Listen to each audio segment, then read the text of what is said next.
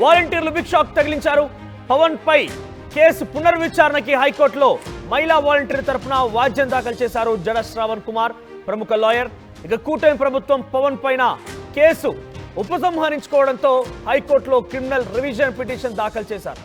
ఇద్దరు మహిళా వాలంటీర్లు, గతంలో 30,000 మంది మహిళలు అదృశ్యం వెనుక వాలంటీర్ల హస్తం ఉందంటూ ఎన్నికల ప్రచారంలో పవన్ వ్యాఖ్యలు చేశారు. అదృశ్యమైనటువంటి వారిని వ్యభిచార కూపంలోకి దించడానికి వాలంటీర్లు కారణమన్నారు పవన్ కళ్యాణ్. గత ప్రభుత్వం కేసు నమోదు చేసింది ఆయన పైన. ప్రస్తుతం పవన్ కళ్యాణ్ పైన కేసు నమోదుకు గత ప్రభుత్వం జీవో కూడా జారీ చేసింది. అయితే అప్పట్లో కేసు దాఖలు చేసినటువంటి గుంటూరు జిల్లా కోర్టు పబ్లిక్ ప్రాసిక్యూటర్ పవన్ కు సమన్లు జారీ చేశారు. గుంటూరులోని 4వ అదనపు జిల్లా కోర్టులో ఏ కారణం చూపకుండానే ప్రస్తుతం కేసు విత్డ్రా చేసుకున్నారు కూటమి ప్రభుత్వం. రేపు హైకోర్టులో కేసు విచారణకు వచ్చే అవకాశం ఉంది. ఒకసారి గతంలో పవన్ కళ్యాణ్ వాలంటీర్ల పైన చేసినటువంటి ఆ వ్యాఖ్యలకు తాలూకు ఆ వీడియో చూద్దాం ఒకసారి.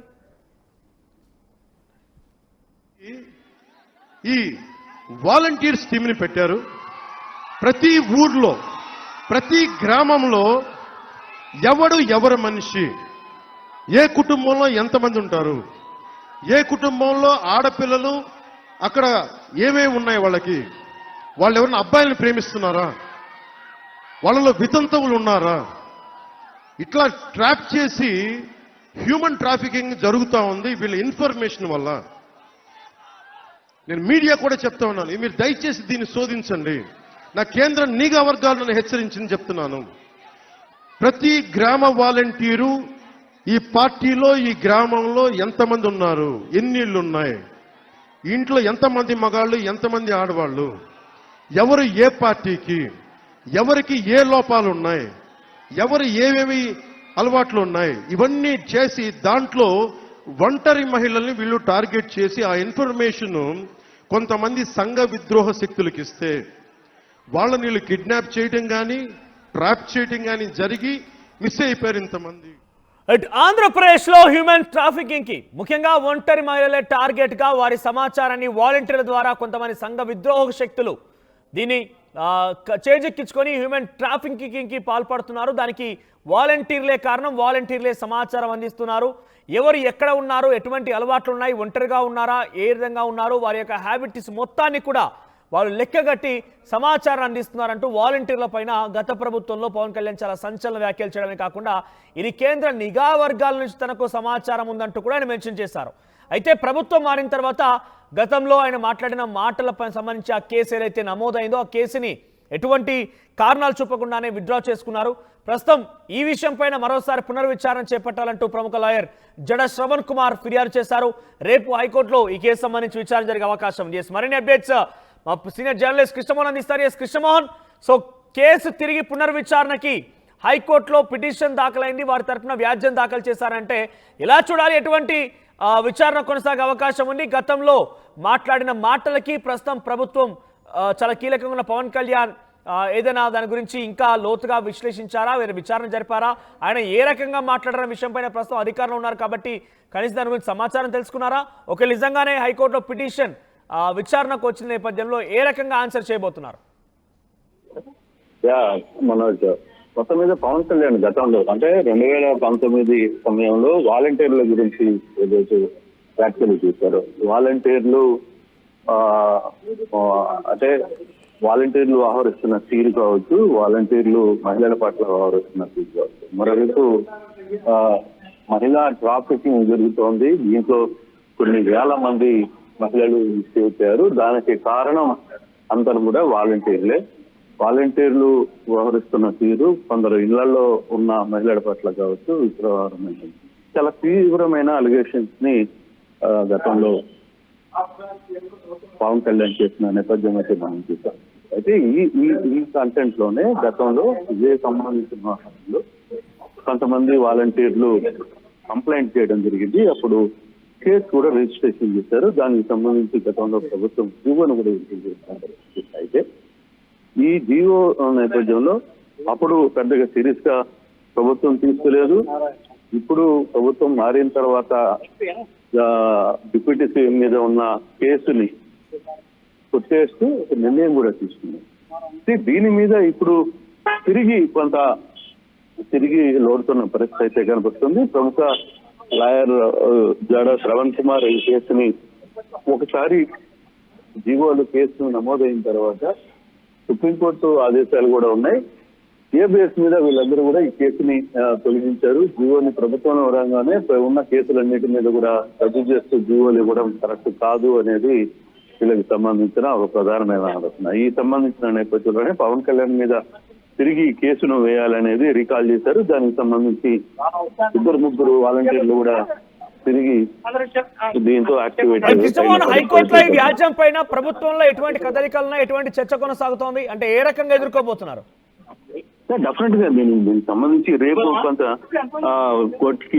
కోర్టుకి హైకోర్టులో ఇది కేసుకు సంబంధించిన వివరాలు అయితే తిరిగి వచ్చే పరిస్థితి అయితే కనబడుతుంది. తిరిగి ఈ కేసుని ఎఫ్ఐఆర్ నమోదు చేయమని చెప్పి ప్రభుత్వం ఆదేశాలు జారీ చేస్తుందా, కోర్టు ఆదేశాలు జారీ చేస్తుందా ప్రభుత్వానికి, లేదు ప్రభుత్వం దాన్ని ఏ విధంగా ముందుకు తీసుకెళ్ళాలి, ప్రభుత్వంకి హైకోర్టు ఏ విధంగా ఆదేశాలు ఇస్తుంది, ఈ 2 అంశాలకు సంబంధించిన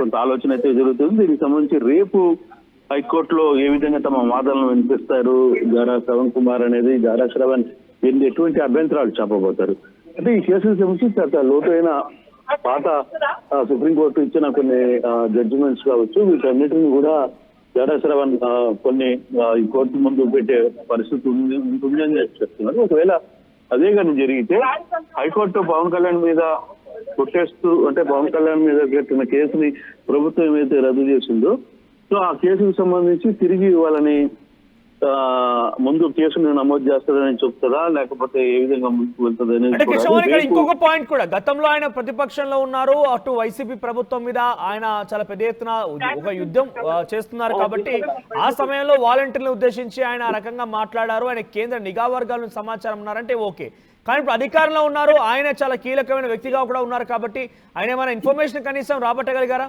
అంటే నిజంగానే దాంట్లో ఉన్నటువంటి వాస్తవాల విషయం పైన ఏమైనా చేజిక్కించుకునే ప్రయత్నం ఏదైనా చేశారంటారా? అంటే బేసిక్ గా దీంట్లో పవన్ కళ్యాణ్ గతంలో మాట్లాడిన ఈ ఇష్యూ పర్టికులర్ గా మహిళా ట్రాఫికింగ్ అనే వ్యవస్థలో 30,000 మంది మహిళలు ఇక్కడి నుంచి వెళ్ళిపోయారు, ఇక్కడి నుంచి తప్పించబడ్డారు, వాళ్ళందరూ కూడా కిడ్నాప్ కి గురయ్యారు అని చెప్తున్న మాట ఏదైతే ఉందో దానికి కారణం కూడా వాలంటీర్లు అని చెప్పి మాట్లాడతారు. ఇది కొంత సీరియస్ అలిగేషన్. పవన్ కళ్యాణ్ చేసిన వ్యాఖ్యల్ని గతంలో కొంత సీరియస్ గానే తీసుకున్నారు. అప్పుడు పవన్ కళ్యాణ్ వాలంటీర్లు అందరూ కూడా నిరసన తెలిపిన పరిస్థితి ఉంది, కొంతమంది కేసులు పెట్టారు. తర్వాత ప్రభుత్వం మారిన తర్వాత అదే వాలంటీర్లు మా చేత బలవంతంగా కేసు కట్టించారు అనేది కొంతమంది చెప్తున్న వాదన. అని ఇప్పుడు జాడా శ్రవణ్ కుమార్ సంబంధించిన వ్యవహారంలో ఇప్పుడు ఇదే అప్పుడు ఎవరైతే కేసు నమోదు చేశారో ప్రభుత్వం మారిన తర్వాత మేము కేసు పెట్టలేదు, మాకు తెలియదు అని చెప్పి వాళ్ళ చేత ఒక లేఖను రాయించి తిరిగి ఆ కేసును కొట్టేసింది ప్రభుత్వం. కానీ ఇప్పుడు మరొక 2-3 వాలంటీర్లు, ఎందుకంటే ఇప్పుడు వాలంటీర్ వ్యవస్థ మీద ప్రభుత్వం ఒక నిర్ణయం తీసుకునే పరిస్థితి లేదు.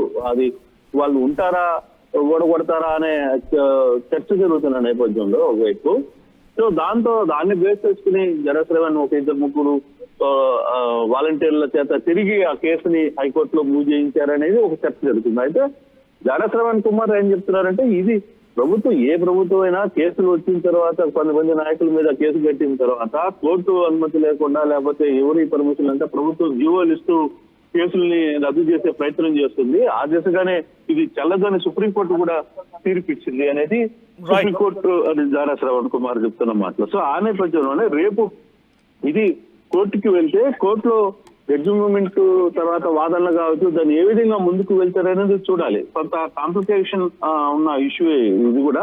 ఈ కేసుకు సంబంధించి ఏ విధంగా రేపు వాదనలు ఉంటాయనేది వేచి చూడాల్సిన పరిస్థితి అయితే ఉంది.